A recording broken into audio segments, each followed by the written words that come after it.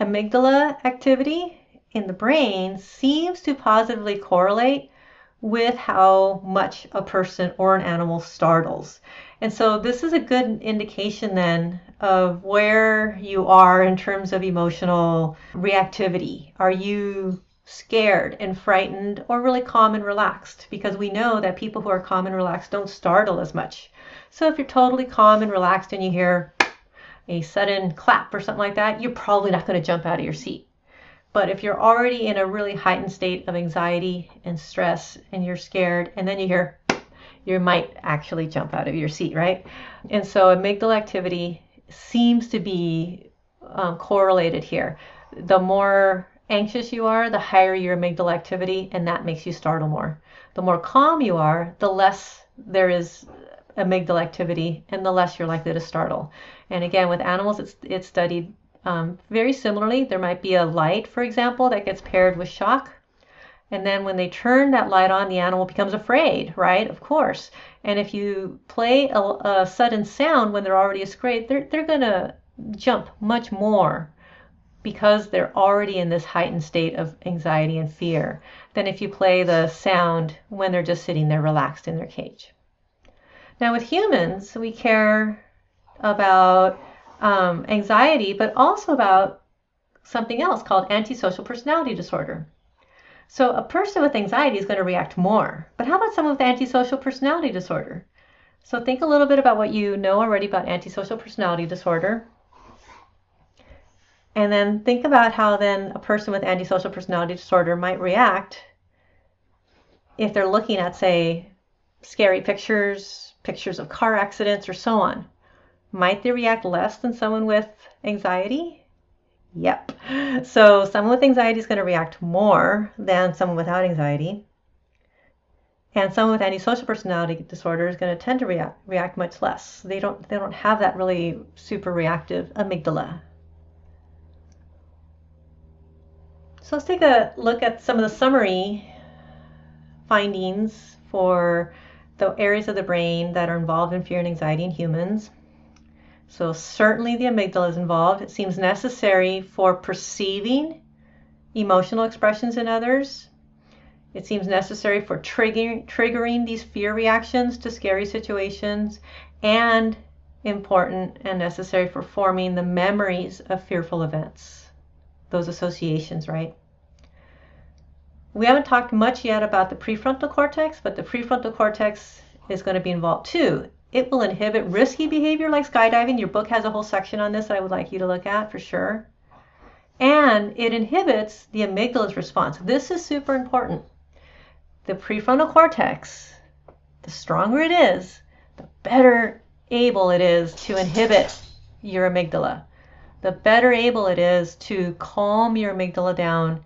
And what this means is, if you're scared, the prefrontal cortex is the part of you that can sort of walk you back and sort of help you calm down and say, it's going to be okay. I'm going to get through this. All I need to do is calm down and maybe, call someone, or whatever coping can kick in. Maybe I need to start, thinking about how I can take some deep breaths and relax a little bit and so on.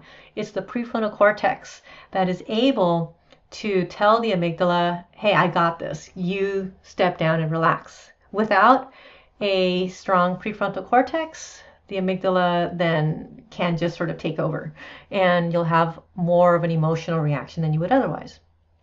In addition, the anterior cingulate cortex seems to be involved in responses to social rejection. So, if a group of people sort of reject you, or a friend rejects you, that seems to be the domain of the anterior cingulate cortex, as well as any kind of emotional pain that might come from that, or any other conscious emotions. So the amygdala, again, that's subconscious, kind of working kind of deep in the brain, but creating these reactions and forming these memories.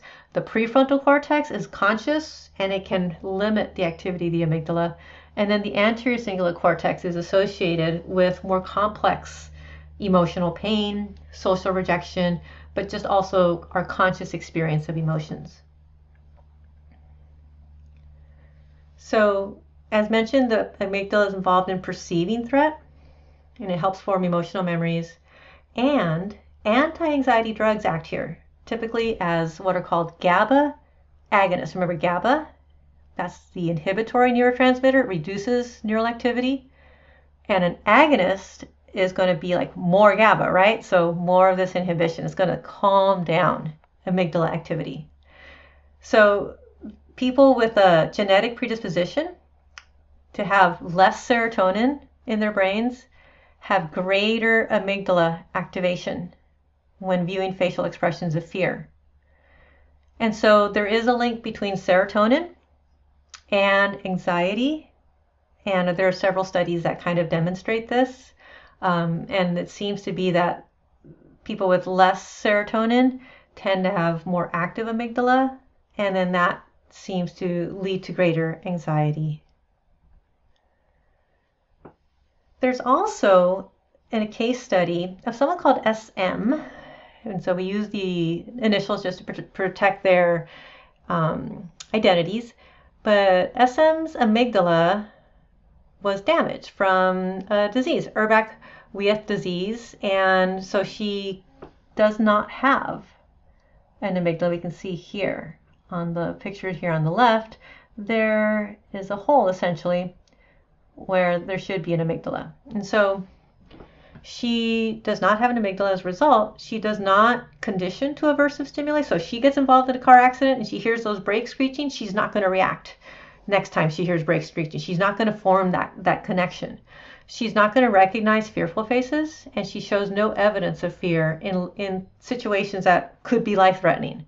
So she is like a person without fear, and with a person without any fearful memories or anything like that. She can tell you that she was almost in a car accident, but she has no emotional reaction to it at all. Now, what's interesting, most of us, if we experience high levels of carbon dioxide, CO2, it actually can trigger a panic attack in people. And this is, you can imagine this being a kind of a survival thing, like if there's not enough oxygen in the air, or you're, not able to get fresh air, that the panic is going to motivate you to get out and seek fresh air, right? And so a CO2 challenge increases the amount of carbon dioxide, and a lot of people can generate panic attack. It did in her and 2 other people with Urbach-Wieth disease.